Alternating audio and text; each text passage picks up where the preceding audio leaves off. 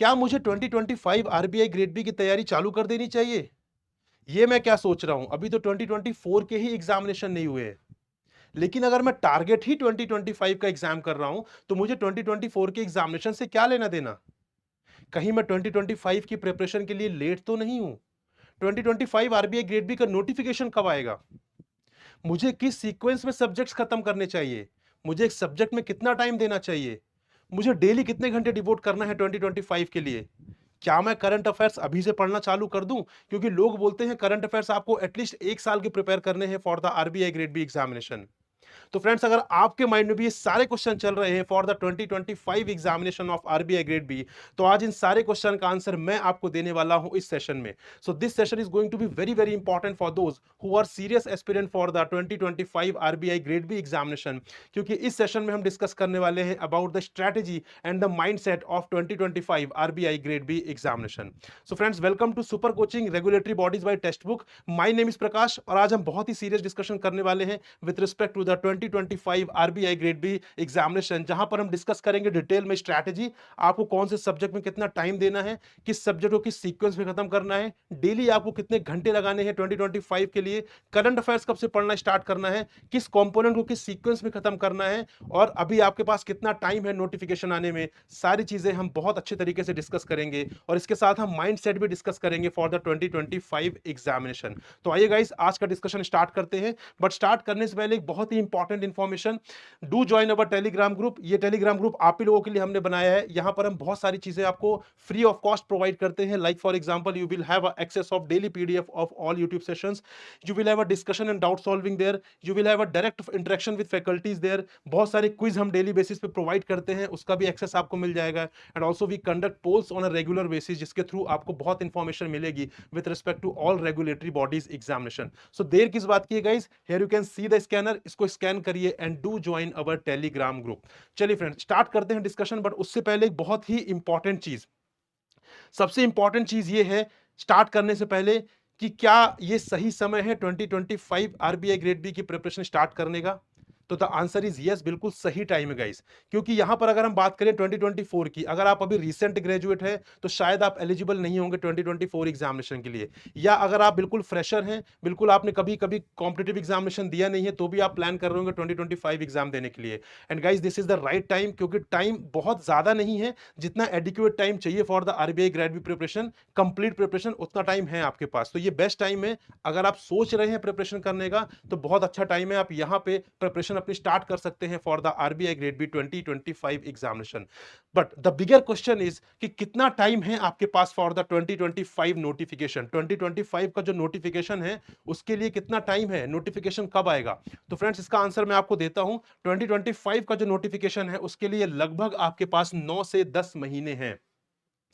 लेकिन आप बोलेंगे सर, इस बार तो अगस्त में एग्जाम हो रहा है, सॉरी सितंबर में एग्जाम हो रहा है, फेज 1 और फेज 2 अक्टूबर में हो रहा है, तो क्या नेक्स्ट ईयर ये सेम चीज नहीं होगी? देखिए, नेक्स्ट ईयर सेम चीज होने की प्रोबेबिलिटी बहुत कम है। रीजन बीइंग, इस साल इलेक्शन के चलते एग्जामिनेशन थोड़ा सा डिले हो गया है। बट ऐसा उम्मीद की जा रही है कि नेक्स्ट ईयर से नॉर्मल साइकिल में जो एग्जामिनेशन का प्रोसेस है आरबीआई का, वो आ जाएगा। तो नॉर्मल साइकिल की हम बात करें तो उसके लिए अराउंड 9 to 10 मंथ्स हैं आपके पास बिफोर द नोटिफिकेशन। नोटिफिकेशन आने के पहले आपके पास 9 से 10 महीने हैं, और ये बहुत अच्छा टाइम है। इस टाइम में आप पूरे सिलेबस को बहुत अच्छे तरीके से प्लान करके प्रिपेयर कर सकते हैं, उसको रिवाइज कर सकते हैं और कॉन्फिडेंट रह सकते हैं अपनी प्रिपरेशन में। तो this is the best time for the 2025 preparation, 2025 RBI grade B examination. So लगभग 9 से 10 महीने अभी नोटिफिकेशन आने में है, अगर हम बात करें नॉर्मल साइकिल की, जो नॉर्मल प्रोसेस होता है आरबीआई ग्रेड बी का, उसके लिए।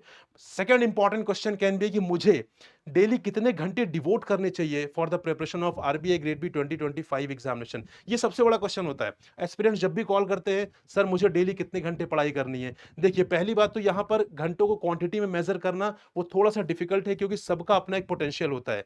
कोई कोई इंसान होता है, कोई एस्पिरेंट होता है, वो चीजों को एक बार में रिटेन कर लेता है। कोई इंसान होता है, वो चीजों को 3-4 बार में रिटेन कर पाता है। कोई स्लो लर्नर होता है, कोई फास्ट लर्नर होता है।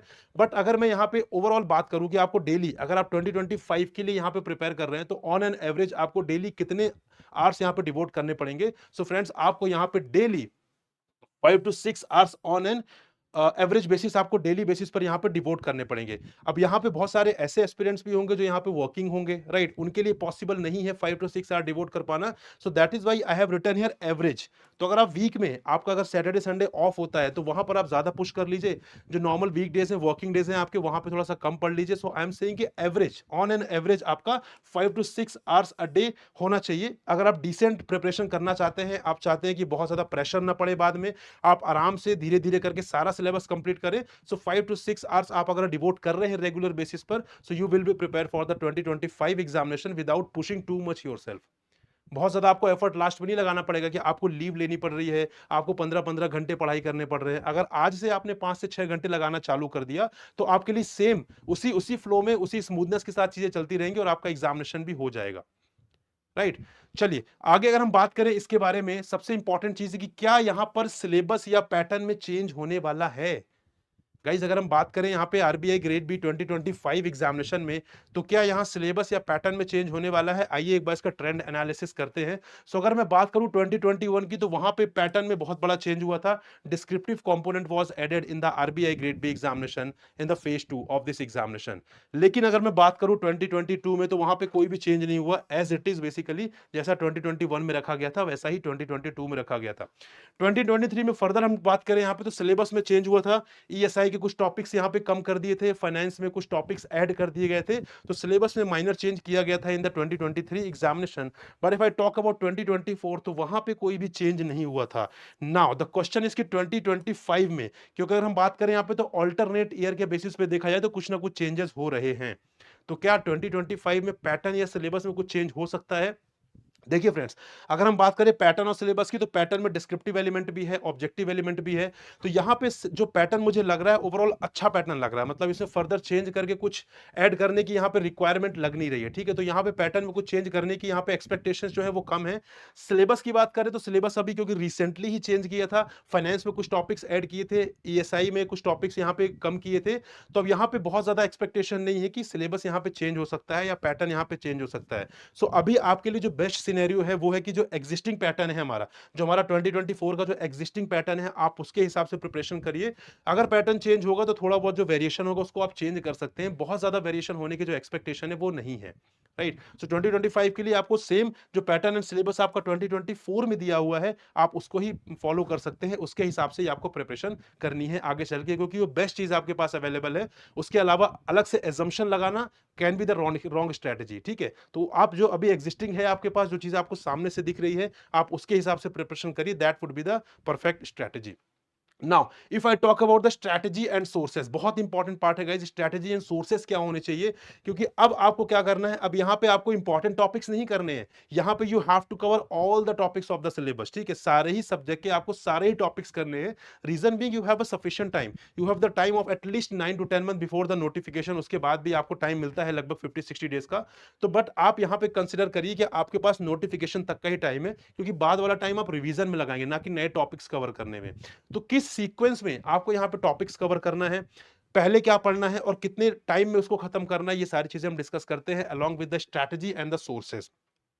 तो सबसे पहले मैं अगर आपसे बात करूं फ्रेंड्स, तो यहाँ पे फेज 1 के कंपोनेंट से स्टार्ट करते हैं। सबसे पहले if I talk about the quantitative aptitude, so you know very well कि 30 मार्क्स का ये बेसिकली कंपोनेंट होता है in the phase 1 of the RBI grade B examination.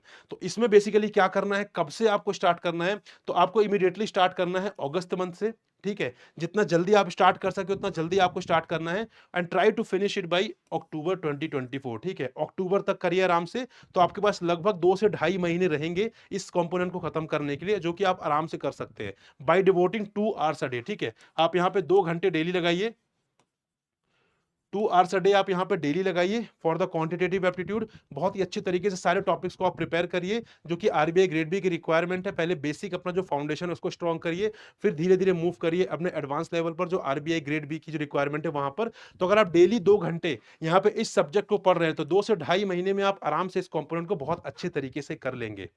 और यही स्ट्रैटेजी रखनी है आपको, सारे टॉपिक्स करने हैं, ठीक है? बट द क्वेश्चन इज सारे टॉपिक्स हैं क्या यहाँ पर? सो if I talk about the topics, तो ये सारे टॉपिक्स हैं जो आपको आरबीआई ग्रेड बी एग्जामिनेशन के लिए करने हैं इन द क्वांटिटेटिव एप्टीट्यूड वाले कंपोनेंट में।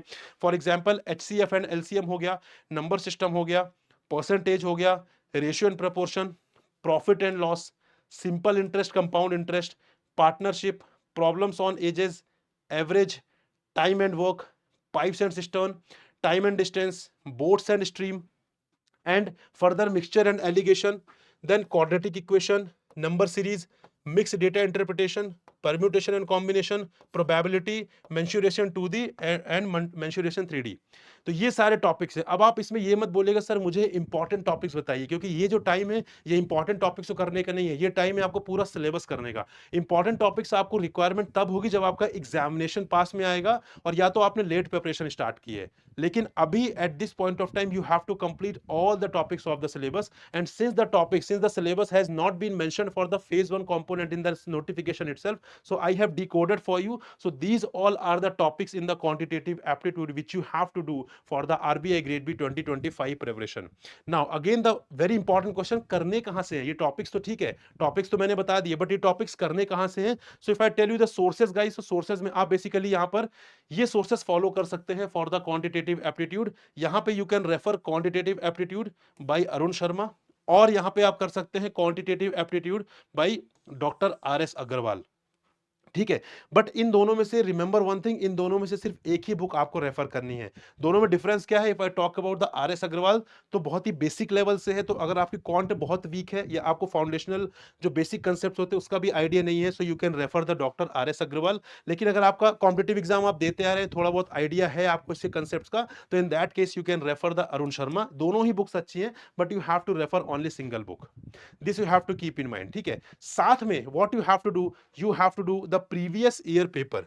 प्रीवियस ईयर पेपर आपको साथ में करना है फ्रेंड्स। उससे क्या होगा, उससे आपको पता चलेगा बेसिकली कि किस डायरेक्शन में आपको जाना है, क्योंकि देखिए क्वांट का जो लेवल है वो क्लरिकल लेवल पर भी आते हैं topics, same topics clerical level पर भी आते हैं, सेम टॉपिक्स जो है वो ऑफिसर लेवल पर भी आते हैं। ठीक है, तो डिफरेंस कहां आता है? डिफरेंस आता है उनके डिफिकल्टी लेवल पे, उनके डेप्थ पे, और वो डेप्थ आपको कैसे पता चलेंगे? प्रीवियस ईयर पेपर की हेल्प से। And I always say in my session that you have to keep the copy of syllabus and the previous year paper on your study table always, और उसको regular refer करना है। वही आपको बताएंगे कि इस एग्जामिनेशन की रिक्वायरमेंट क्या है और आपको किस डायरेक्शन में, किस लेवल तक जाना है किसी पर्टिकुलर टॉपिक में, that you can get to know with the help of previous year papers. So after solving the topic, after solving any topic, whatever topics I have told you in the previous slide, उसको refer करने के बाद topic wise आप क्या करेंगे? You will refer the previous year paper. तो आपको पता चलेगा कि आप यहां पे सही डायरेक्शन में जा भी रहे हैं या नहीं जा रहे हैं। ठीक है, ऐसा मत करिएगा आप सोचे मैं पहले पूरा क्वांटिटेटिव एप्टीट्यूड खत्म कर लेता हूं, उसके बाद मैं प्रीवियस ईयर पेपर करूंगा। हो सकता है आप सही डायरेक्शन में नहीं जा रहे थे, तो आपका 2-2.5 महीना पूरा वेस्ट हो जाएगा, क्योंकि फिर आपको वापस से RBI के लेवल पे प्रिपरेशन करनी पड़ेगी। So the best strategy can be, एक टॉपिक करिए, एक टॉपिक का प्रीवियस ईयर पेपर देखिए, आपको पता चल जाएगा आप सही डायरेक्शन में जा रहे हैं या नहीं जा रहे हैं। अगर नहीं जा रहे हैं तो फिर आप वहीं से 1-2 दिन के अंदर आप चीजें इंप्रूव कर लेंगे, अदरवाइज आपको 2 महीने का वेट करेंगे पूरा टॉपिक से, पूरा सिलेबस खत्म होने का, तो वो स्ट्रेटेजी सही नहीं है। अगर आप सही डायरेक्शन में जा रहे हैं तो बहुत अच्छी बात है, तो साथ साथ करिए, एक टॉपिक खत्म करिए, प्रीवियस ईयर पेपर करिए। लेकिन उसके बाद भी बहुत सारे एस्पिरेंट्स बोलते हैं कि सर मुझे और क्वेश्चन चाहिए, मैं और क्वेश्चन कहां से अरेंज करूं? RBI ग्रेड बी के मेरे पास 5-6 साल के पेपर है, but I want more questions उसी लेवल के। So friends, for that you can simply refer SBI PO mains का पेपर। इसके पेपर तो बहुत सारे मिल जाएंगे आपको। ठीक है, हर साल एग्जाम होता है, तो SBI PO का जो मेंस लेवल का पेपर है वही लगभग RBI ग्रेड बी का लेवल होता है। तो अगर आपके पास ये सारे क्वेश्चन आपने कर लिए हैं, you want more question, so in that case you can refer the SBI PO mains का पेपर। ठीक है, वो पेपर आप रेफर कर लीजिएगा, वो भी सेम क्वेश्चन है, तो आपको आइडिया लग जाएगा आप सही डायरेक्शन में जा रहे हैं या नहीं जा रहे हैं। So this is with respect to the quantitative aptitude. Now if I talk about the strategy for reasoning ability, तो ये कब से स्टार्ट करना है आपको? सेम टाइम पीरियड में, साथ में स्टार्ट करना है आपको, अगस्त से अक्टूबर के बीच में। सो अगस्त में जितना जल्दी आप इसको स्टार्ट कर देंगे उतना एडवांटेजेस रहेगा आपके लिए, और अक्टूबर में you have to try to finish it, क्योंकि बहुत बड़ा कंपोनेंट नहीं है, तो आप आराम से कर सकते हैं, और 2-2.5 महीने में। ठीक है, तो यहां पे what you have to do, you have to simply devote 2 hours a day again. So हमने क्या बोला था? On an average what you have to do, how much time you have to devote on a regular basis, you have to devote 5 to 6 hours on a regular basis. ठीक है, daily basis पर। तो उसमें से 2 घंटे आप क्या पढ़ेंगे? क्वांट पढ़ेंगे, 2 घंटे आप क्वांटिटेटिव एप्टीट्यूड पढ़ेंगे, 2 घंटे आप पढ़ेंगे रीजनिंग एबिलिटी। ठीक है, 2 घंटे आप पढ़िए रीजनिंग एबिलिटी यहां पर, अगस्त से स्टार्ट करिए, try to finish it by October 2024। लेकिन इसमें पढ़ना क्या है बेसिकली, क्योंकि सिलेबस तो मेंशन है नहीं नोटिफिकेशन में। So what are the topics that you have to cover in this particular component? So important topics, not important topics, rather this is the syllabus basically. और ये सिलेबस मेरे पास कहां से आया? Based on the previous year paper analysis. तो आप ये टॉपिक्स सारे कर लीजिए, do not go for the important topics, उसका टाइम अभी नहीं है, वो आप बाद में मैनेज कर लीजिएगा। बाद में जैसे एग्जाम पास में आएगा, then I will tell you what are the important topics that you have to focus on more. But right now at this point of time you have to cover each and everything so that you can give your best in the examination and you can be the confident person in the examination कि आपने सारी चीजें यहाँ पे की हुई हैं, ठीक है? So topics are alphabetical and alphanumerical series, then coding and decoding, syllogism, direction sense, inequality, ranking and order, blood relation, seating arrangement, puzzles, input output, statement assumption, statement of course of action, statement cause and effect, statement argument, statement conclusion and data sufficiency. So ये वो topics हैं आपके reasoning वाले part में जिनको करके you can give your best out of 60 marks. तो यहाँ पे 60 मार्क्स का कंपोनेंट है रीजनिंग एबिलिटी वाला, तो इन टॉपिक्स को करके आप अपना बेस्ट दे सकते हैं। नाउ द क्वेश्चन इज, क्या आप इसको 2-2.5 महीने में प्रिपेयर कर सकते हैं? बहुत आराम से प्रिपेयर कर सकते हैं। 2-2.5 महीने का टाइम बहुत ज्यादा होता है, and if you are devoting regularly 2 hours तो आप बहुत ज्यादा टाइम दे चुके हैं। आप सोचिए कि मैं मान रहा हूं अगर आपने 60 डेज में 2 घंटे भी लगाए तो आपने यहाँ पे 120 आवर्स दे दी, जो कि बहुत ज्यादा है किसी भी पर्टिकुलर कंपोनेंट के लिए। सो आप आराम से इसको प्रिपेयर कर सकते हैं। ये सारे टॉपिक्स हैं जो आपको प्रिपेयर करने हैं in the reasoning part. Now again very important question sir, topics बता दिए आपने, कब से स्टार्ट करना है वो बता दिया आपने, लेकिन पढ़ना कहां से है रीजनिंग वाले कंपोनेंट को? सो गाइस पढ़ना है आपको, ये बुक रेफर करनी है डॉक्टर आर एस अग्रवाल की, a modern approach to verbal and non verbal reasoning. बहुत अच्छी बुक है, इसको आप रेफर कर लीजिए। एंड फ्रेंड्स, जो यहाँ पे मैं रिकमेंडेशन दे रहा हूँ उनके लिए दे रहा हूँ जो यहाँ पे सेल्फ प्रिपरेशन करना चाहते हैं, उनके लिए यहाँ पे बुक्स बता रहा हूँ, ठीक है? सो ये बुक बहुत अच्छी है रीजनिंग के लिए, modern approach to verbal and non verbal reasoning, this you can refer, this is a very good book. और साथ में प्रीवियस ईयर पेपर, जैसा कि हमने क्वांट वाले केस में देखा था, टॉपिक वाइज एक टॉपिक आपने खत्म किया, उसके आप प्रीवियस ईयर पेपर रेफर करेंगे, और जैसे ही आप प्रीवियस ईयर पेपर रेफर करेंगे आपको पता चल जाएगा आप सही डायरेक्शन में पढ़ाई कर रहे हैं या नहीं कर रहे हैं। उसके बाद फर्दर आपको और भी क्वेश्चन चाहिए उस लेवल के, so you can simply refer the SBI PO mains का पेपर, वो आपके लिए हेल्पफुल रहेगा। उसका लेवल सेम ही है regulatory body, that is RBI grade B के लेवल से, right? Moving on to the next component that is English. इसके लिए क्या स्ट्रैटेजी रखनी है? सो इंग्लिश वाला जो कंपोनेंट है वो भी आपको अगस्त से अक्टूबर 2024 के बीच में ही स्टार्ट करना है। मैंने आपसे बोला था आपको डेली 5 से 6 घंटे लगाने हैं। 2 घंटे आपने कॉन्ट पढ़ लिया, 2 घंटे आपने रीजनिंग पढ़ लिया, और जो बचा हुआ आपका 1-1.5 घंटे 2 घंटे है वो आप इंग्लिश वाले कंपोनेंट में लगाएंगे, ठीक है? तो इंग्लिश वाले कंपोनेंट में आपको आराम से इसको करना है। बहुत सारे ऐसे एस्पिरेंट्स होते हैं जिनकी इंग्लिश अच्छी होती है, जो कॉम्पिटिटिव एग्जाम देते आ रहे हैं, जो कॉन्फिडेंट होते हैं कि इंग्लिश वाला पेपर मैं कर लूंगा। तो फ्रेंड्स, आपको फिर बहुत ज्यादा एफर्ट लगाने की जरूरत नहीं है। दिस टाइम, ये जो टाइम आपका यहाँ पे इसके लिए एलोकेटेड, ये टाइम आप कॉन्ट और रीजनिंग में डिवाइड कर सकते हैं, तो आप फिर 3-3 घंटे आप कर सकते हैं, ठीक है? Based on your strength and weakness. मैं एक जेनरिक आपको एडवाइस दे रहा हूँ, आपको एक जेनरिक स्ट्रेटेजी बता रहा हूँ, अपनी स्ट्रेंथ और वीकनेस के हिसाब से आप उसको मॉडिफाई कर लीजिएगा। सो इंग्लिश की बात करें, बट बहुत सारे ऐसे एस्पिरेंट्स भी होते हैं जिनकी इंग्लिश काफी वीक होती है, जो बोलते हैं सर मैं इंग्लिश कैसे प्रिपेयर करूं? तो ये सही टाइम है, क्योंकि आप एग्जामिनेशन के जस्ट पहले पूछ रहे होते हैं, तब उसको प्रिपेयर करना बहुत डिफिकल्ट होता है। लेकिन अभी this is the crucial time जहां से आप आराम से पढ़ के प्रिपेयर कर सकते हैं और एग्जामिनेशन में कॉन्फिडेंस के साथ जा सकते हैं। अगर हम बात करें टॉपिक्स की, तो कौन से टॉपिक्स आपको करने हैं? पहली बात तो ये कि आपको यहाँ पे अगस्त से अक्टूबर के बीच में ही, मतलब आपको क्वांट, रीजनिंग और इंग्लिश अभी साथ में लेकर चलना है, ठीक है? आप डेली 2-2 घंटे तीनों सब्जेक्ट को डिवोट करिए, आपको साथ में ही सारे टॉपिक्स लेकर चलने हैं गाइस। तो ये सारे कंपोनेंट आप साथ में लेकर चलेंगे तो आपके 2 महीने में, 2.5 महीने में सारी चीजें आपकी कंप्लीट हो जाएंगी, and you will be confident कि मेरा फेज 1 के 3 इंपॉर्टेंट कंपोनेंट आप खत्म कर चुके हैं। टॉपिक्स की बात करूं, so these all are the topics that you have to prepare in this particular component, that is part of speech हो गया, स्ट्रक्चर ऑफ सेंटेंस हो गया, सब्जेक्ट वर्ब एग्रीमेंट हो गया, नाउन्स हो गए, प्रोनाउंस हो गए, वर्ब्स हो गए, टेंसेज हो गए, मॉडल्स हो गए, conditional sentences, prepositions, complex prepositions, conjunctions हो गए। देन फर्दर यहाँ पे articles, adjectives, determiners, adverbs, active passive voice, rearrangement parajumbles, cloze test, reading comprehension, phrasal verbs, idioms and phrases, synonyms, antonyms, and one word substitution. So these all are the topics that you have to do in this particular component English वाले में। ये सारे topics आपको करने हैं। क्या मैं इसमें इंपॉर्टेंट बताऊं? जी नहीं, मैं बिल्कुल भी इंपॉर्टेंट नहीं बताऊंगा इसमें, क्योंकि ये टाइम आपके लिए इंपॉर्टेंट टॉपिक्स करने का नहीं है, ये टाइम आपके लिए करने का है पूरा का पूरा सिलेबस, सारे टॉपिक्स फॉर द 2025 एग्जामिनेशन। इसको लेकिन करना कहाँ से फ्रेंड्स, तो यहाँ पे आप सिंपल एक बुक रेफर कर सकते हैं भाई, general English by S P Bakshi. ठीक है, ये आप यहाँ पे रेफर कर सकते हैं, काफी अच्छी बुक है, आपको काफी चीजें समझ में आएंगी, बहुत अच्छा यहाँ पे अंडरस्टैंडिंग आपकी डेवलप होगी। तो ये बुक आप रेफर कर सकते हैं, and along with that you have to refer the previous year paper as we have discussed in the case of quant and reasoning, and along with that you can refer for SBI PO mains paper, जो कि आपको अगर यहाँ पे लग रहा है basically कि आपको और क्वेश्चंस की रिक्वायरमेंट है, so you can refer the SBI PO mains वाला पेपर। Right, so this is the strategy basically आपकी for English quant and reasoning, किस तरीके से स्टार्ट करना है। Now the next important component is the general awareness. ये आपको पता है बहुत इंपॉर्टेंट कंपोनेंट है जनरल अवेयरनेस का, क्योंकि 80 मार्क्स का फेज 1 में होता है। करंट अफेयर्स वाला पार्ट फेज 2 में भी इंपॉर्टेंट है और साथ में इंटरव्यू में भी इंपॉर्टेंट है, और फेज 2 में ऑब्जेक्टिव के लिए भी इंपॉर्टेंट है, डिस्क्रिप्टिव के लिए भी इंपॉर्टेंट है। लेकिन द सबसे बड़ा द मेजर क्वेश्चन इसकी कब से स्टार्ट करना है। लोग बोलते हैं कि सर हमें एक साल पहले के करंट अफेयर्स आने चाहिए, तो friends this is not correct. आपको फेज 1 के लिए बेसिकली आपको 5 मंथ्स के करंट अफेयर्स आपके लिए एडिक्वेट होंगे, एंड फॉर फेज 2 आपके लिए 8 मंथ से करंट अफेयर्स क्रूशियल होंगे। तो क्या आपको करंट अफेयर्स अभी से स्टार्ट करना है? The answer is no. आपको करंट अफेयर्स अभी से नहीं स्टार्ट करना है, आपको करंट अफेयर्स स्टार्ट करना है फॉर 2025 एग्जामिनेशन दिसंबर से। From December 2024 you will be starting the current affairs for 2025 examination. इसका मतलब अभी आपके पास है 3-4 महीने, अभी आपके पास ऐसे हैं जहां पर आप बिना करंट अफेयर्स के सारी चीजें आप क्वांट रीजनिंग और इंग्लिश पर फोकस करके उनको क्लोज कर दीजिए।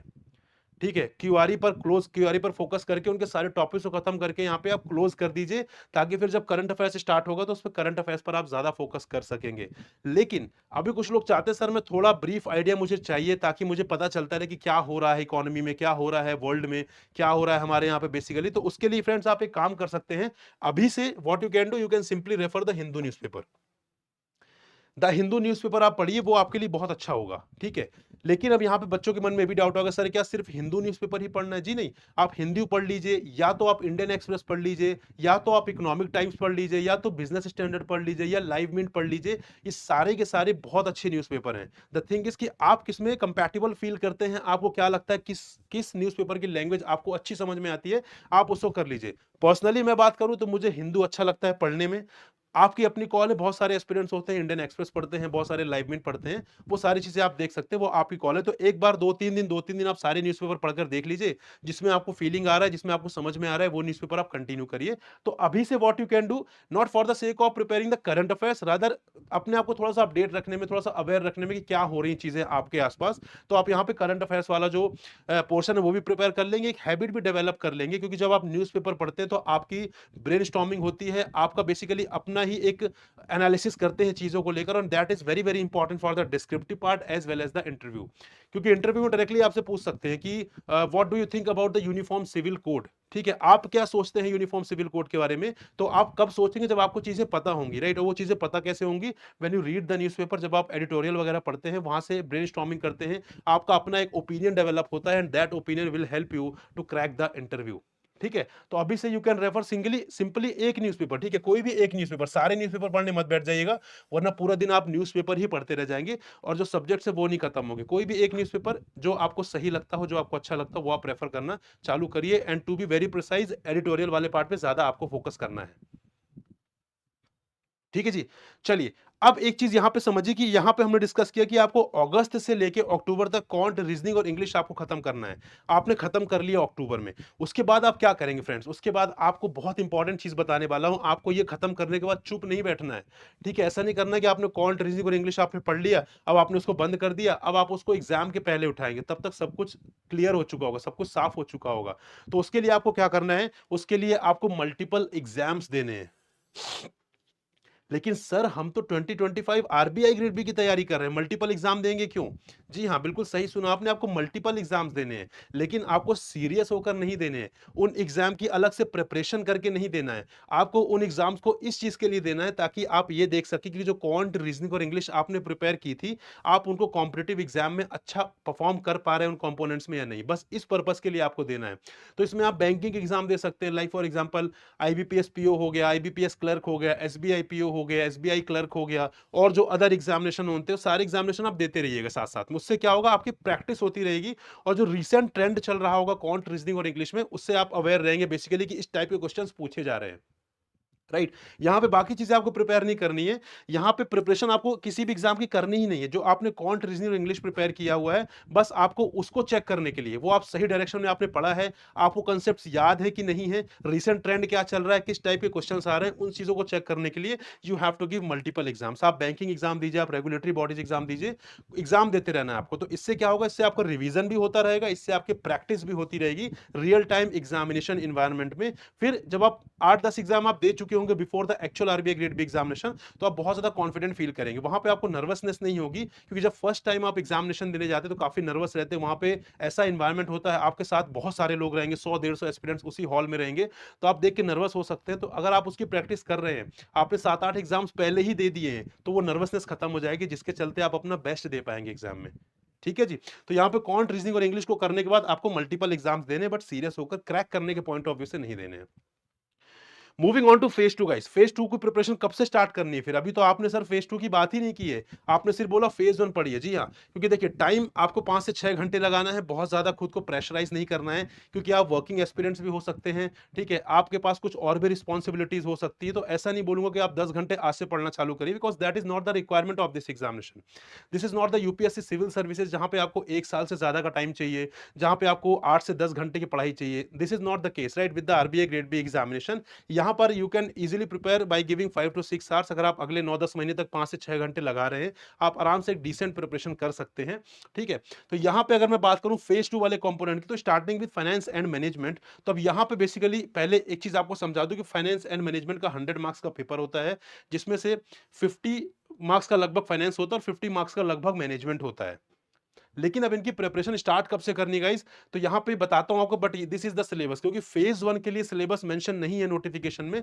But if I talk about the phase 2, तो यहां पर सिलेबस बेसिकली अच्छे तरीके से दिया, तो you have what you have to do, I told you at the beginning of the session, कि यहां पर basically you have to take the print out of your syllabus and the previous year question, and you have to keep always them on the study table, और उसको आपको regular basis पर refer करना। तो आपको यहाँ पे क्या स्ट्रैटेजी रखनी है, सारे टॉपिक्स जो यहाँ पे आप देख रहे हैं, ठीक है, जैसे for example introduction to management हो गया, इवोल्यूशन ऑफ मैनेजमेंट थॉट हो गया, scientific administrative human relation and system approach to management हो गया, इस सारे टॉपिक्स को आपको अलग से प्रिपेयर करना है।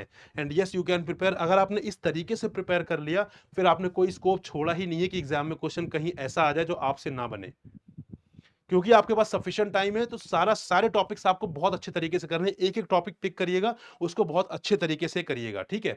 लेकिन अब यहाँ पे सबसे इंपॉर्टेंट क्वेश्चन स्टार्ट कब से करना है, तो immediately after completing quant, reasoning और इंग्लिश। ठीक है, आपने यहाँ पे अक्टूबर में क्वांट, रीजनिंग और इंग्लिश आपने खत्म कर लिया था, नवंबर और दिसंबर 2024 में आपको मैनेजमेंट खत्म करना है। आप 2 से ढाई घंटे डेली यहाँ पे आपको स्पेंड करना है। जो टाइम आप 5 to 6 आवर्स का देते आ रहे थे, वही टाइम आपको कंटिन्यू करना है। तो 5 to 6 आवर्स में आपको क्या करना है, बेसिकली 2 महीने में आप आराम से यहाँ पे 2 से ढाई घंटे आप मैनेजमेंट वाले पार्ट के लिए लगाएंगे, और वहां पे सारे टॉपिक्स को आप धीरे धीरे करके प्रिपेयर करेंगे। ठीक है फ्रेंड्स, और यहाँ पे मैंने आपको ऑलरेडी बता दिया कि you have to cover every topic of the syllabus, whatever topics are mentioned in the syllabus, you have to cover each and every topic without thinking whether this is important और not. अभी आपको important वाला नहीं सोचना है कि previous year में कितने क्वेश्चन आए इस टॉपिक से, वो चीज अभी नहीं सोचनी है आपको। अभी आपको एक बार पूरा सिलेबस बहुत अच्छे तरीके से कवर करना है। ठीक है, then second is you have to give multiple revision plus conceptual understanding. बहुत सारे एस्पिरेंट्स ऐसा बोलते हैं कि सर मैनेजमेंट बहुत बोरिंग है। मैनेजमेंट आपको बोरिंग लगेगी अगर आप उसको याद करने के लिए जाएंगे।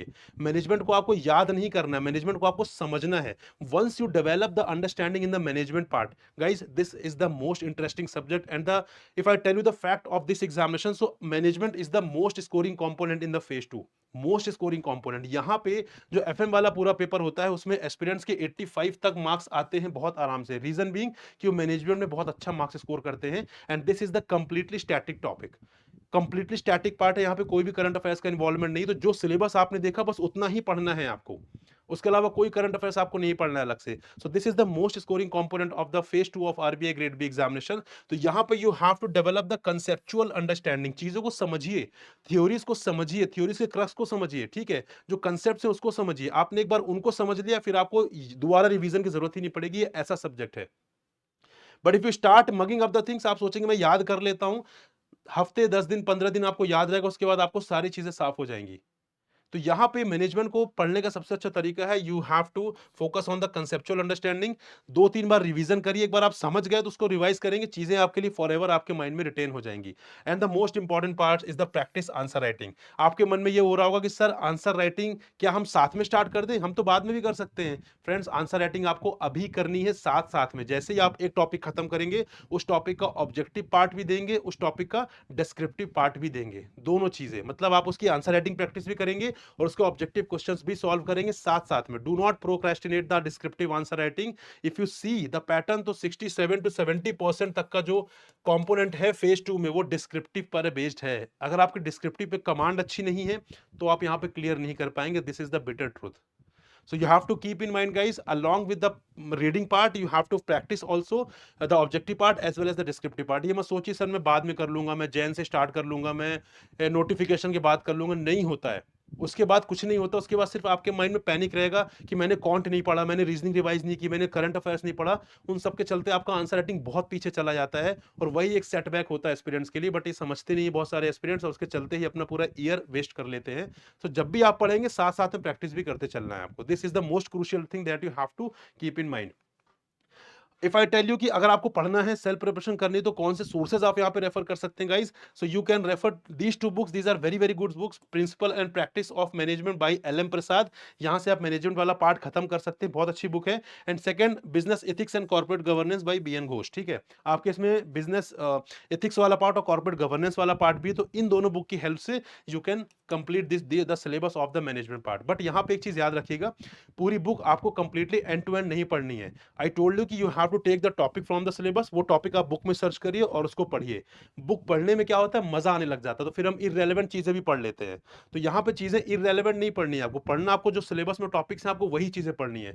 और बुक्स में थोड़ा सा आपको रहेगा कि बुक्स थोड़ा सा बल्कि लगेंगी, बट फ्रेंड्स वहां पे सारी बुक नहीं पढ़ना। You have to be selective, you have to take the topic based on the syllabus and you have to complete it. बस उसके अलावा अगला पेज पलटा कर भी मत देखिएगा कि कौन सा टॉपिक है। ठीक है जी। And guys, after that you have to do the previous year paper. तो जैसे ही आप टॉपिक खत्म करते हैं, प्रीवियस ईयर पेपर देखिए। प्रीवियस ईयर पेपर में आपको ऑब्जेक्टिव मिल जाएंगे, डिस्क्रिप्टिव भी मिल जाएंगे। उसके हिसाब से आप देखिए कि आप ऑब्जेक्टिव अटेम्प्ट कर पा रहे हैं इस टॉपिक का, क्या आप डिस्क्रिप्टिव आंसर लिख पा रहे हैं इस टॉपिक का। अगर आप सही कर पा रहे हैं, अटेम्प्ट भी कर पा रहे हैं, लिख भी पा रहे हैं, so you are going in a right direction. Then you are not suppose to change your strategy. सही उसी फ्लो में आपको चलते रहना है। सो प्रीवियस ईयर क्वेश्चन हर कंपोनेंट के लिए रेलिवेंट है, हर कंपोनेंट के लिए बहुत ज्यादा इंपॉर्टेंट है। Moving on to the finance component, if I talk about the finance, तो वही 50 to 55 मार्क्स का वेटेज है इसका। सो यहाँ पे इक्वल वेटेज हम मान सकते हैं फाइनेंस और मैनेजमेंट का। ठीक है, अब यहाँ पे बात करूं तो करंट वाला जो पार्ट है उसका लगभग वेटेज है 10 to 12 मार्क्स का इन द फाइनेंस, क्योंकि जो मैनेजमेंट है, मैनेजमेंट प्योरली स्टैटिक है। जो करंट अफेयर्स एफएम वाले पेपर में आता है वो फाइनेंस में आता है, and that two of 10 to 12 marks के लगभग। और यहाँ पे स्टैटिक जो है वो 38 to 40 मार्क्स के लगभग यहाँ पे स्टैटिक आता है इन द फाइनेंस पार्ट। अब इसको किस तरीके से अप्रोच करना है, so here you can see the syllabus I told you. 2024 का जो आरबीआई ग्रेड बी का नोटिफिकेशन है, वहां से सिलेबस ले लीजिए। वहां से सिलेबस का प्रिंट आउट लेकर एक एक टॉपिक को इंडिविजुअली, एक एक टॉपिक को बहुत ही अच्छी तरीके से आपको प्रिपेयर करना है। एक एक टॉपिक को बहुत अच्छे तरीके से आपको प्रिपेयर करना है फ्रेंड्स। ठीक है, विदाउट थिंकिंग कि कौन सा टॉपिक इंपॉर्टेंट है, कौन सा टॉपिक लेस इंपॉर्टेंट है। You have sufficient time. यही तो आपके पास एडवांटेज है कि आप यहां से 9-10 महीने पहले प्रिपरेशन स्टार्ट कर रहे हैं, and this thing will give you the edge. और उसी चीज का फायदा, इस फैक्टर का फायदा उठाइए। सारे सिलेबस को बहुत अच्छे तरीके से करिए। एक बार सिलेबस कंप्लीट हो गया, फिर आपको ऑटोमेटिकली पता चल जाएगा क्या टॉपिक्स इंपॉर्टेंट है। अदरवाइज हम तो आपको बता ही देंगे क्या टॉपिक्स इंपॉर्टेंट है, लेकिन अभी नहीं बताएंगे। आपको पहले सारा सिलेबस करना है, इंपॉर्टेंट टॉपिक्स की बारी बाद में आएगी।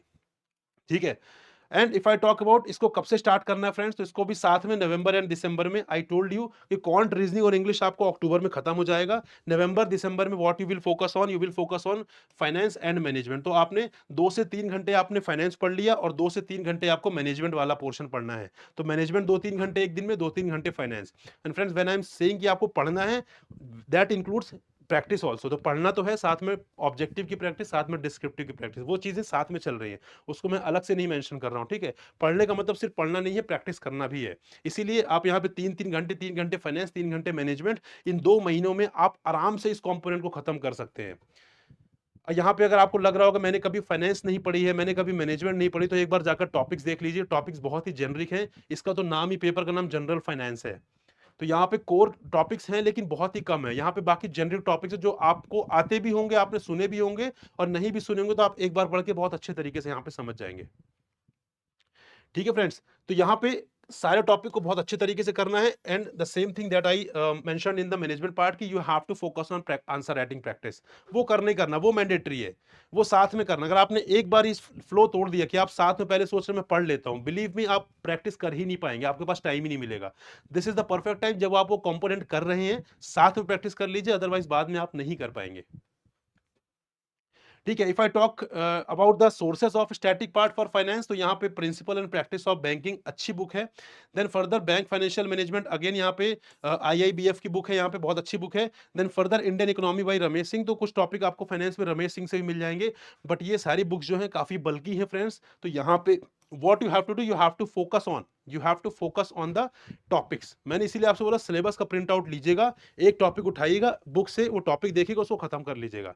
अगर आप सोचेंगे मुझे तीनों बुक पूरी अच्छे तरीके से पढ़नी है, तो आप साल भर तक ये तीनों बुक्स ही पढ़ते रह जाएंगे। ठीक है, तो be specific, be precise as per the requirement of the examination, and friends always whenever you are buying the book, so be ready कि यहाँ पे जो है आप लेटेस्ट एडिशन वाला ही रेफर कर रहे हैं। ठीक है, तो यहाँ पे हो सकता है जो आपको शो हो रही है वो लेटेस्ट ना हो, उसके बाद और वर्जन आ गए हो, तो वो आप थोड़ा सा रिसर्च कर लीजिएगा, लेटेस्ट वर्जन वाली बुक ही, लेटेस्ट एडिशन वाली बुक ही आपको यहाँ पे रेफर करनी है। And after completing all the topics you have to refer the previous year papers. तो एक टॉपिक करने के बाद प्रीवियस ईयर पेपर। ठीक है, ऐसा मत करिएगा मैं सारे पूरा कंपोनेंट पहले खत्म कर लेता हूँ फिर मैं प्रीवियस ईयर पेपर करूंगा, तो वो चीज सही नहीं है। एक टॉपिक करिए, पीवाईक्यू रेफर करिए, अगला टॉपिक करिए, पीवाईक्यू रेफर करिए। इससे आपको पता चलेगा कि आप टॉपिक वाइज सही डायरेक्शन में जा रहे हैं या नहीं जा रहे हैं। आपको जो अंडरस्टैंडिंग की रिक्वायरमेंट है इस एग्जाम में, वो आप डेवलप कर पाए कि नहीं कर पाए, वो आपको इसी के थ्रू पता चलने वाली है। ठीक है, नाउ अगर मैं बात करूं फाइनेंस करंट की, सो जिसका वेटेज मैंने आपको बताया था 10 to 12 मार्क्स का लगभग, तो उससे करंट वाले सोर्सेस क्या होते हैं? बेसिकली करंट वाले सोर्सेस हैं जैसे आरबीआई नोटिफिकेशन हो गया, प्रेस रिलीज हो गई, ये चीजें आपको प्रिपेयर करनी होंगी। इसके लिए आपको आरबीआई की वेबसाइट विजिट करनी होगी, इसके लिए आपको प्रेस इंफॉर्मेशन ब्यूरो जिसको हम पीआईबी बोलते हैं उसकी वेबसाइट रेगुलर विजिट करनी होगी। देन आपको यूनियन बजट जो आएगा, जो नेक्स्ट ईयर आएगा, उस पर उसको ध्यान देना पड़ेगा। एनुअल रिपोर्ट आती है आरबीआई की नेक्स्ट ईयर वाली, वो इंपॉर्टेंट रहेगी। Reports on trend and banking, trends in banking and industry by RBI, ये आरबीआई रिलीज करती है, ये इंपॉर्टेंट है। Financial stability report by RBI, ये भी इंपॉर्टेंट बन जाएगी। And reports on currency and finance, ये भी जो नेक्स्ट ईयर रिलीज करेगी वो इंपॉर्टेंट हो जाएगी आपके लिए। तो सारी रिपोर्ट्स आपको पढ़ना है, लेकिन क्या ये आपको अभी से पढ़ना है? The answer is no. मैंने आपको बताया था करंट अफेयर्स आपको पढ़ना है दिसंबर 2024 से। तो करंट अफेयर्स मतलब करंट अफेयर्स, चाहे वो फेज 1 का करंट अफेयर्स हो, चाहे फेज 2 का फाइनेंस करंट अफेयर्स हो, चाहे फेज 2 का ईएसआई करंट अफेयर्स हो, चाहे कैसा भी करंट अफेयर्स हो, आपको पढ़ना दिसंबर 2024 से ही है, उससे पहले मत स्टार्ट करिएगा। तो कहने का मतलब है अभी आपके पास 3-4 महीने का टाइम है, 3-4 महीने अच्छे से प्रिपेयर कर लीजिए स्टैटिक वाला पार्ट, उसके बाद फिर आप करंट पार्ट, जो करंट वाला पार्ट है उसको पढ़ते रहिएगा, उसको स्टार्ट कर देना साथ में। एक और बहुत इंपॉर्टेंट चीज, जब आप यहाँ पे करंट अफेयर पढ़ना स्टार्ट कर देंगे, तो क्या आप सिर्फ करंट अफेयर ही पढ़ेंगे 6 घंटे? जी नहीं, करंट अफेयर आप पढ़ेंगे रेगुलर बेसिस पर, 1 से 2 घंटे आप डेली पढ़ेंगे। बाकी रेस्ट ऑफ द पार्ट में, रेस्ट ऑफ द टाइम जो रहेगा उसमें आप चीजों को रिवाइज करेंगे। आपने कॉन्ट किया था, आपने रीजनिंग की थी, आपने इंग्लिश किया था, आपने फाइनेंस कर लिया होगा, आपने मैनेजमेंट कर लिया होगा, इन सबका पीरियोडिक रिविजन बहुत जरूरी है फ्रेंड्स। ठीक है, ये चीज याद रखिएगा, periodic revision is very very important. ये मत सोचिए कि मैं एक बार खत्म करने के बाद मैं सारा रिवीजन यहाँ पे एक साथ करूंगा। ब्रेक कर लीजिए टॉपिक को, किसी पर्टिकुलर कंपोनेंट को ब्रेक कर लीजिए कि यहाँ पे 5 टॉपिक मैं अभी पढ़ रहा हूँ, उसको मैं एक साथ रिवाइज करूंगा, then I will revise another 5 topics. तो इस तरीके से पीरियोडिक रिवीजन करेंगे तो चीजें ज्यादा लंबे समय तक याद रहेंगी। आप सोचिए कि मैं पूरा कंपोनेंट करके रिवाइज करूंगा, तो आप ऊपर वाला पार्ट तो भूल चुके होंगे जब आप लास्ट में कंप्लीट कर रहे होंगे। तो पीरियोडिक रिवीजन आपके लिए मैंडेटरी है। तो करंट अफेयर के साथ आप रिवीजन वाला पार्ट चालू कर देंगे, क्योंकि यहाँ पे आपका quant, reasoning, English, finance, management लगभग खत्म हो चुका होगा। ठीक है फ्रेंड, और साथ में यहाँ पे लाइव मिंट वाला पेपर भी, न्यूज़पेपर जो, वो भी इंपॉर्टेंट है। और friends previous year paper you can refer always, you have to refer the previous year paper, उसमें कोई डाउट है भी नहीं। Now moving on to the ESI वाला part, if I tell you about the ESI वाला component, तो यहाँ पे 100 मार्क्स का बेसिकली पेपर होता है ESI का। स्टैटिक का वेटेज लगभग 30 to 35 मार्क्स है, करंट का वेटेज लगभग 60 to 65 मार्क्स है। अगर मैं फर्दर इसको ब्रेक करूँ यहाँ पर, तो you can see the syllabus. यहाँ पे सिलेबस आप नोटिफिकेशन से ले लीजिएगा, बहुत बड़ा सिलेबस नहीं है। 2023 में सिलेबस में चेंज किया गया था, यहाँ पे कुछ टॉपिक हटाए गए थे सोशल स्ट्रक्चर इन इंडिया से। सो यही चेंज यहाँ भी हुआ था, फाइनेंस में कुछ टॉपिक्स ऐड किए गए थे अकाउंट्स वगैरह के। तो ये टॉपिक्स हैं, अगेन इसमें भी आप सारे टॉपिक्स को ले लीजिएगा, एक-एक टॉपिक को क्लोज़ करने की कोशिश करनी है आपको। यहाँ पे इम्पोर्टेंट, लेस इम्पोर्टेंट इस पे फोकस नहीं करना है। आपका फोकस है सिलेबस में जो चीज़ दी हुई है वो इम्पोर्टेंट है। वहाँ से क्वेश्चन कभी भी पूछा जा सकता है और कल को आप क्लेम नहीं कर पाएँगे कि ये कभी नहीं पूछा गया, इस बार आपने क्यों पूछ लिया। सिलेबस में है, वो पूछ सकते हैं। तो आप उस चीज़ के लिए आपको रेडी रहना है, ना कि आप ये सोचिए कि मैं बस इम्पोर्टेंट टॉपिक्स करके चला जाता हूँ, क्योंकि आपके पास बहुत टाइम है। और यहाँ पे अपने अपना जो टाइम उसको वेस्ट मत करिए, अपने सिलेक्शन को 1 साल और आगे मत बढ़ाइए। अपना बेस्ट दीजिए, सारी चीज़ें कंप्लीट कर लीजिए, उसके बाद फिर फर्दर रिवीजन में आप देख लीजिए कौन सा टॉपिक्स पे आपको ज़्यादा प्रायोरिटी देनी है, कौन से टॉपिक्स को कम प्रायोरिटी देनी है, वो आप रिवीजन के टाइम पे आप डिसाइड करेंगे। लेकिन इनिशियली इन फर्स्ट को आपको पूरा सिलेबस पहले खत्म करना है बहुत अच्छे तरीके से। ठीक है? तो यहाँ पे मैं बात करूँ कि यहाँ पे ईएसआई स्ट्रैटेजीज का वेटेज लगभग 30 टू 35 मार्क्स है। इसको कब स्टार्ट करना है? वही जैन फरवरी की, ठीक है? नवंबर दिसंबर में आप यहाँ पे मैनेजमेंट और फाइनेंस खत्म कर लेंगे। फिर आप दिसंबर से चालू करेंगे करंट अफेयर्स और साथ में जनवरी से आप चालू करेंगे ईएसआई वाला पोर्शन, और आप इसको 2 महीने में, लगभग जैन और फेब में, ये भी बहुत ज़्यादा टाइम है ईएसआई वाले पार्ट में, बहुत बड़ा पार्ट नहीं है, छोटा पार्ट ही, तो इसको आप आराम से 2 महीने का टाइम ले लीजिए और जनवरी, फरवरी 2025 में इसको क्लोज़ कर लीजिए। अब बहुत से एस्पिरेंट्स ऐसा भी सोचते होंगे सर मैं फेज 1 के बाद कर लूँ तो? अगर आपके पास पहले टाइम है आप पहले कर लीजिए, ठीक है? कोई भी चीज़ फेज 1 के बाद, कोई भी चीज़ एग्जाम प्रोसेस के लिए क्यों रख रहे हैं आप? एग्जाम प्रोसेस में आपका काम है चीज़ों को रिवाइज़ करना, ना कि नए टॉपिक्स करना। और यहाँ पे आप क्योंकि अभी से प्रिपरेशन स्टार्ट कर रहे हैं, आपके पास अच्छा बढ़िया टाइम है, वहाँ पे उस टाइम को बहुत अच्छे तरीके से इफेक्टिवली यूटिलाइज़ करिए। सो जनवरी और फरवरी के टाइम पे what you will do the ESI वाला पार्ट अच्छे तरीके से, ठीक है? तो यहाँ पर भी आपको सारे टॉपिक जो सिलेबस में मेंशन है वो सारे टॉपिक्स बहुत अच्छे तरीके से करने हैं as per the requirement of the examination. And also guys, answer writing, बार-बार इस पे एम्फेसिस नहीं करूँगा मैं कि आंसर राइटिंग कितनी क्रूशियल है for the RBI grade B examination. अगर आंसर राइटिंग पे कमांड नहीं है, बिलीव मी सिलेक्शन बहुत ज़्यादा डिफिकल्ट है, क्योंकि ऑब्जेक्टिव के बेसिस पे आप सिलेक्शन नहीं ले पाएँगे। जिसका वेटेज ही एग्जाम में लगभग 30% है, उसके बेसिस पर आप कैसे सिलेक्शन ले सकते हैं? जिसका वेटेज आपका 70%, अगर आपको उस पर ही कमांड नहीं है बेसिकली, तो वो फिर बहुत डिफिकल्ट हो जाएगा आपके लिए। सो आंसर राइटिंग प्रैक्टिस बहुत इंपॉर्टेंट है और करनी ही करनी है आपको विदाउट थिंकिंग ट्वाइस, ठीक है? यहाँ पे if I tell you about the static sources, the ESI static वाले पार्ट के लिए, सो यहाँ पे सेम रमेश सिंह बुक जो आपकी रहेगी वो बुक आप रेफर कर लीजिएगा, जो आपने फाइनेंस के लिए परचेज की होगी वही same book you can utilise. यहाँ पे टॉपिक जो आपके ईएसआई वाले हैं ये भी आपको इसी बुक में मिल जाएंगे, तो वो टॉपिक आप बहुत अच्छे तरीके से कर लीजिएगा। रमेश सिंह अपने आप में मोर देन 1000 पेजेस की बुक है, लेकिन आपको फोकस रखना है कि जो टॉपिक्स आपके सिलेबस में है आपको वही टॉपिक्स करने हैं, उसके अलावा कुछ मत करिएगा। पढ़ने में मजा आएगा, आपको लगेगा ये टॉपिक भी कर लेता हूँ, बट एक चीज याद रखिएगा, आपको एग्जामिनेशन के रिक्वायरमेंट पे फोकस रखना है, उससे ज्यादा उससे कम नहीं। ठीक है? देन फर्दर सोशल वाले पार्ट के लिए you can refer social problems in India by Ram Ahuja, और इन दोनों का लेटेस्ट एडिशन ही रेफर करिएगा, ये भी अच्छी बुक है। हालाँकि सोशल में बहुत ज़्यादा आपको बुक की ज़रूरत नहीं है, बट ठीक है, क्योंकि आपके पास टाइम है, आप अभी प्रिपरेशन स्टार्ट कर रहे हैं, तो एक बार आपके पास बेसिक बेसिक आइडिया आपके पास होना चाहिए with respect to the topics mentioned in the syllabus and also the previous year paper. So along with every topic, जैसे एक टॉपिक खत्म करेंगे, प्रीवियस ईयर पेपर रेफर करना है सारे ही कंपोनेंट्स में, चाहे वो फेज़ 1 का हो, चाहे वो फेज़ 2 का हो। बात करूं अगर मैं करंट वाले पार्ट की, तो करंट वाला पार्ट आपको वही सेम दिसंबर से ही चालू करना। तो आई टोल्ड यू, करंट अफेयर्स चाहे फेज 1 का हो, करंट अफेयर्स चाहे फेज 2 का हो, फाइनेंस हो, ईएसआई करंट अफेयर्स हो, आपको कोई भी करंट अफेयर्स हो, करंट अफेयर्स का मतलब करंट अफेयर्स है, and that you have to start from December 2024 only. तब तक के लिए आपके पास टाइम है, आप स्टैटिक वाला कंपोनेंट खत्म कर लीजिए।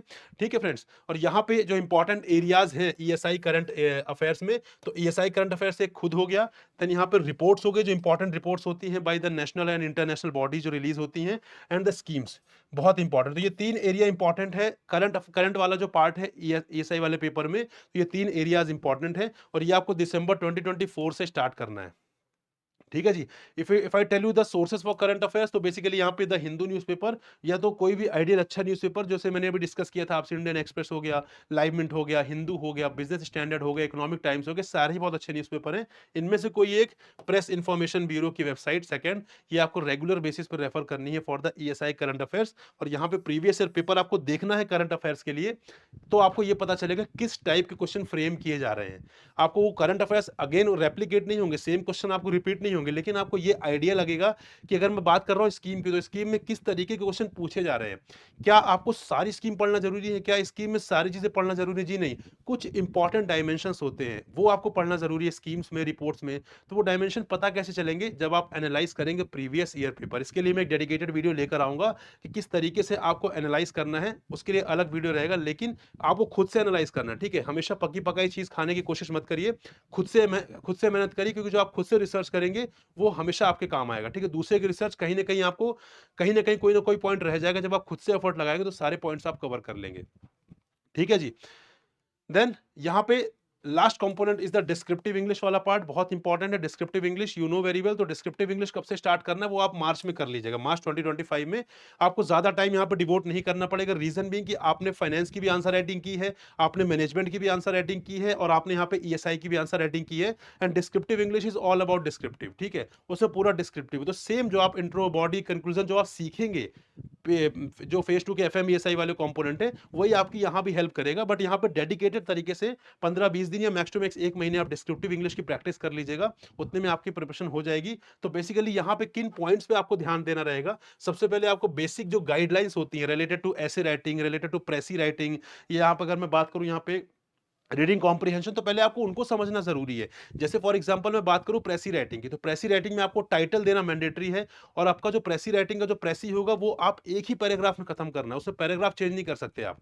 सो this is the basic guideline, ठीक है? तो इन सारे तीनों कंपोनेंट्स के बारे में बेसिक गाइडलाइंस पता करिए, ठीक है? उसके हिसाब से प्रैक्टिस करना है। देन एडिटोरियल तो आप पढ़ ही रहे होंगे, वो तो आपको अभी से पढ़ना चालू करना है। मैंने आपको बोला था कि आप न्यूज़पेपर अभी से पढ़ना चालू कर दीजिए, not for the sake of preparing current affairs, बल्कि अपने आप को एक अवेयर रखने के लिए कि चीजें क्या हो रही हैं आपके आसपास, ताकि जब आप दिसंबर में स्टार्ट करेंगे तो सब कुछ नया नहीं होगा, आपके पास एक बैकग्राउंड चलता रहेगा कि ये चीजें होती आ रही है, उसी का आप आगे वाला वर्जन देख रहे होंगे। तो यहाँ पे प्रैक्टिस कर लीजिएगा। जब भी आप एडिटोरियल पढ़ेंगे तो उसी एडिटोरियल को आप सोचिएगा उसको हम ऐसे के फॉर्म में लिख देता हूँ, उसी का आप प्रेसी बनाकर लिख लीजिएगा, उसी का आप रीडिंग कॉम्प्रिहेंशन में खुद से क्वेश्चन क्रिएट करके लिख सकते हैं। तो वो जो एडिटोरियल आप न्यूज़पेपर पढ़ेंगे वो आपकी यहाँ भी हेल्प करेगा। देन चेक करने के लिए आप यहाँ पे grammarly.com का यूज करिए, बहुत अच्छी वेबसाइट है। वहां पे जो भी आप ग्रामेटिकल मिस्टेक्स कर रहे हैं, जो भी आप स्पेलिंग मिस्टेक कर रहे हैं, रेगुलर बेसिस पर आंसर लिखिए एमएस वर्ड में, उसको अपलोड कर दीजिए, या डायरेक्टली grammarly.com पर आंसर लिखिए, तो वहां पे सारी एरर बता देगा। तो धीरे धीरे करते करते आपकी एरर्स कम होंगी। आप सोचेंगे डे 1 पे मेरी 0 एरर है, दैट इज नॉट पॉसिबल। वो तो लास्ट डे में भी आपकी कोई ना कोई एरर आएगी, ठीक है? तो उसको रिड्यूस करना, एलिमिनेट करना इज वेरी वेरी डिफिकल्ट। उस पर आपका फोकस नहीं रहना चाहिए। परफेक्शन इज अ मिथ, ठीक है? परफेक्शन आप अचीव नहीं कर पाएंगे। द थिंग इज कि आपको उस लेवल पर पहुंचना जहां पे आपके मार्क्स बहुत कम डिडक्ट होंगे। तो grammarly.com को यहाँ पे बेसिकली आप यूज करिए, बहुत अच्छी वेबसाइट है। देन यहाँ पे वर्ड लिमिट कोशिश करिएगा।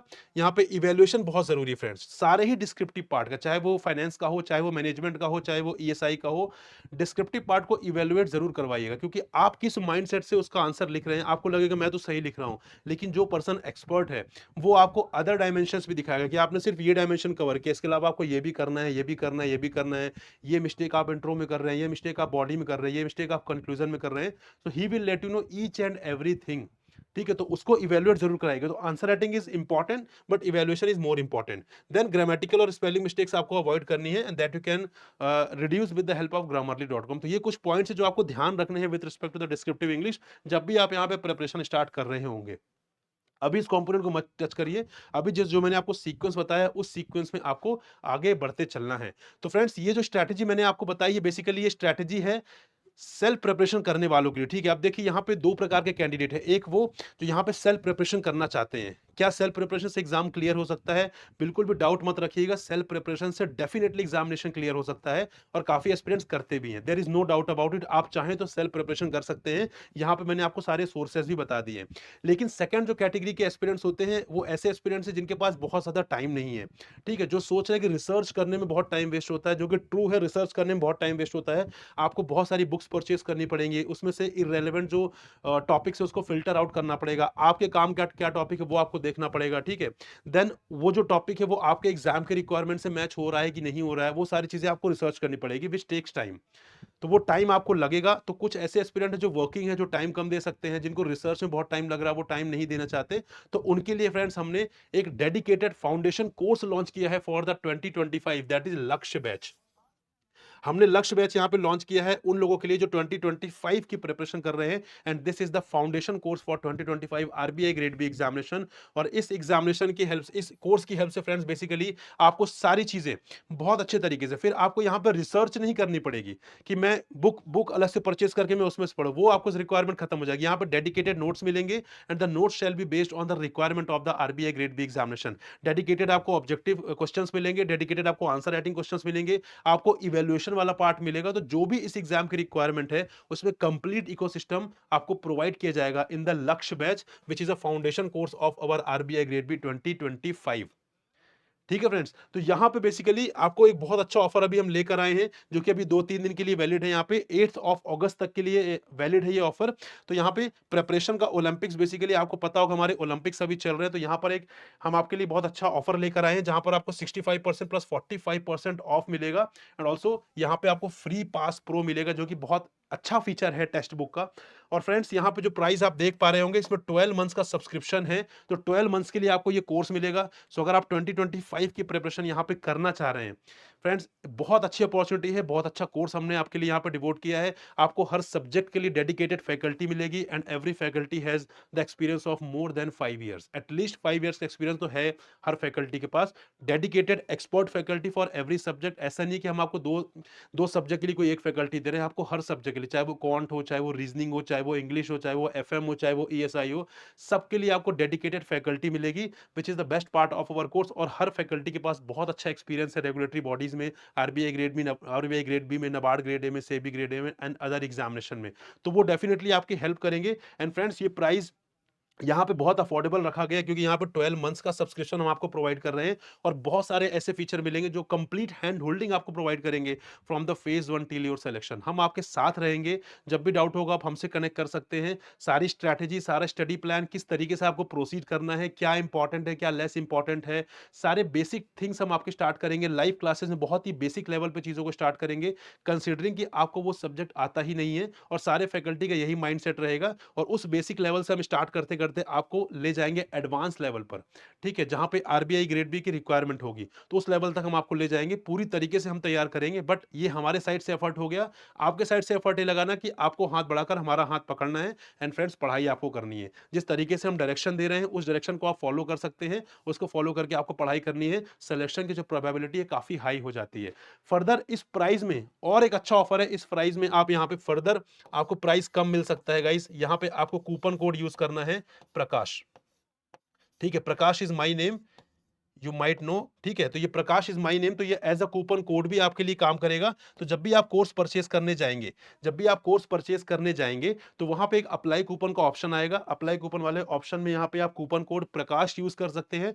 ये प्राइस जो है फर्दर ड्रास्टिकली रिड्यूस हो जाएंगे, which makes the course more affordable for you, वो आपके लिए और अफोर्डेबल कोर्स बना देंगे, ठीक है। तो बेसिकली यहाँ पे प्राइस बहुत ज्यादा नहीं है, प्राइस को हमने अफोर्डेबल ही रखा है, ताकि यहाँ पे ऐसा कोई बच्चा ना रह जाए जो यहाँ पे ऑफिसर बनना चाह रहा है, लेकिन सिर्फ यहाँ पे प्राइस के चलते, कॉस्ट के चलते नहीं बन पा रहा, उसको हमने बहुत यहाँ पे बेसिकली अफोर्डेबल बनाया है। लेकिन क्वालिटी गाइस, क्वालिटी में there is no compromise, at least 1% का भी कॉम्प्रोमाइज हम नहीं करने वाले क्वालिटी में, and this is our promise. अपना बेस्ट देंगे, और हम अपना बेस्ट देने के लिए तैयार भी हैं, बस आपकी जरूरत है, आप एक बार एक कदम बढ़ाइए और हाथ थामिए, फिर हम साथ में जर्नी कवर करते हैं। And you can use the coupon code Prakash, and guys यहाँ पे सिलेक्शन पाओ, फुल रिफंड ले जाओ। अगर आपका सिलेक्शन होता है इस कोर्स को लेने के बाद, तो बेसिकली फ्रेंड्स आप यहाँ पे पूरा रिफंड ले जा सकते हैं। This is our promise basically. So ये हमने कोर्स लॉन्च कर दिया है, फाउंडेशन कोर्स। बहुत सारे एस्पिरेंट्स का कॉल आ रहा था कि सर फाउंडेशन कोर्स कब लॉन्च कर रहे हैं आप लोग 2025 के लिए। तो फाइनली हमारा कोर्स लॉन्च हो चुका है, इसके लिए डेडिकेटेड सेशन हम लेकर आएंगे।